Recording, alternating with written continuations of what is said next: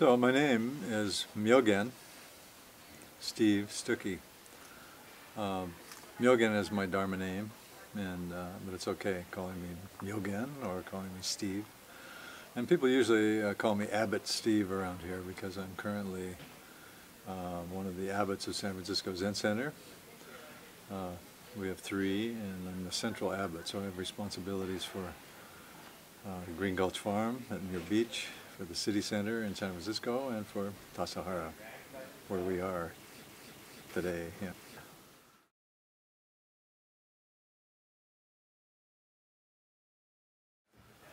The Tassajara Zen Center actually came about because of an interest for more concentrated practice.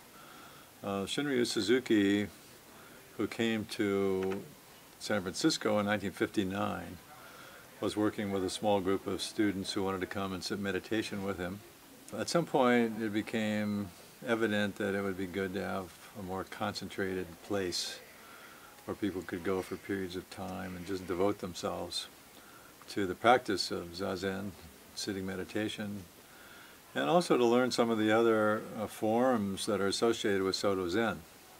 His main disciple and assistant at that time was named Richard Baker.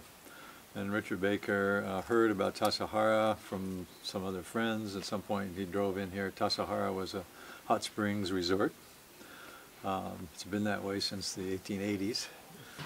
And there's a story about Suzuki Roshi after spending a little time here, and then they're driving out, going up the road, and he said, stop the car, and he gets out of the car and he goes dancing up the road. He says, it's great. Just like China. I think he's referring to the rugged mountains, and also the hot springs. And so, Richard Baker talked to him about, do you want us to try to get Tassajara? And of course, at that time, San Francisco Zen Center had no money, but they went on a big campaign to establish this as really the first Zen monastic training place in the Western world.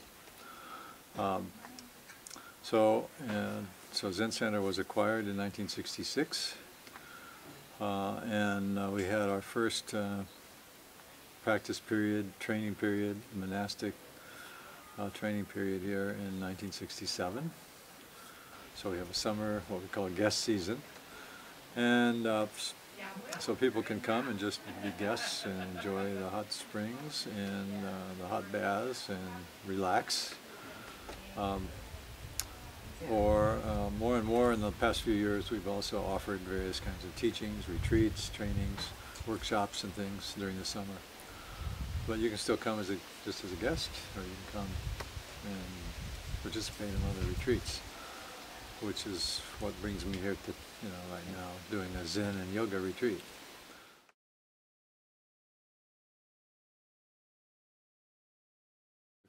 When someone asks me about what's Soto Zen, I try to find out a little bit, if they have any background. And maybe they don't even know, well, what's Zen? Or where does that word come from? So the word Zen actually comes from India, and the Sanskrit word is jhana, which means, basically means meditation. And then in China, when Buddhism came to China, the people who concentrated on, among many different schools of Buddhism, some of them were mostly interested in studying texts and translation and scholarship, and others were more involved in ceremony and ritual. But the ones who were concentrating on the meditation practice became known as the jhana school, but in Chinese it was Chan. So the word then Chan was established as a particular school of Buddhism in China, and then it moved to Japan in the 1200s, and the Japanese pronunciation of Chan is Zen. So the word Zen still carries that basic understanding that it's the school of Buddhism that really focuses on meditation.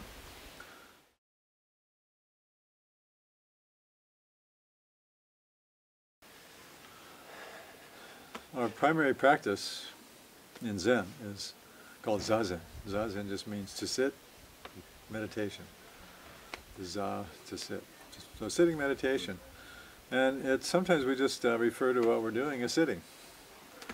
And so you're stopping the busyness of your life when you, in a sense, when you sit. So it's helpful to, say, come to the full awareness of who you are in stopping.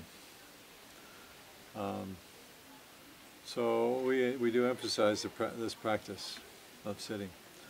In Soto Zen, I'd say ideally we would give no further instruction.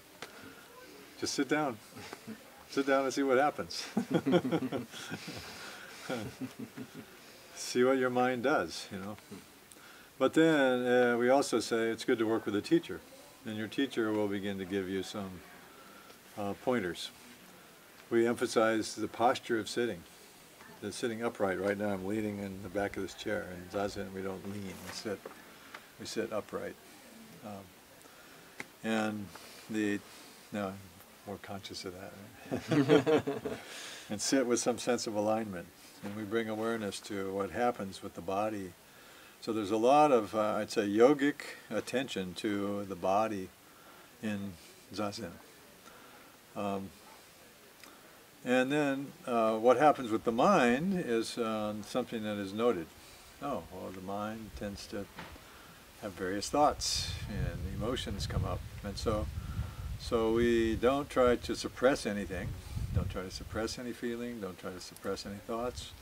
Don't try to add any thoughts. We don't try to add, some idea of what should be happening or anything like that. It's just an open field, and let what happens arise. So over time, and it's good to sit every day at some regular time. Even if you're just a beginner, if you sit for a short time each day, that's better than a long time and then thinking, oh, I missed 3 days, so now I'll catch up and I'll sit 2 hours instead of a half an hour or something. So it's better to sit a little bit every day. So your sitting is not then, directed by wanting to get something, but it's just something that you do to see what is. So it's more a matter of inquiry rather than having some goal. So it's an open inquiry. If you have some goal, then you're not actually settled into the present moment, accepting what is right now. So Zazen is to settle into now, right here, right now, and recognize that more and more you may include more and more in your field of awareness, and not be, say, disturbed or confused, because everything can be regarded with some equanimity, with some calmness, when you're really settled into the here and now.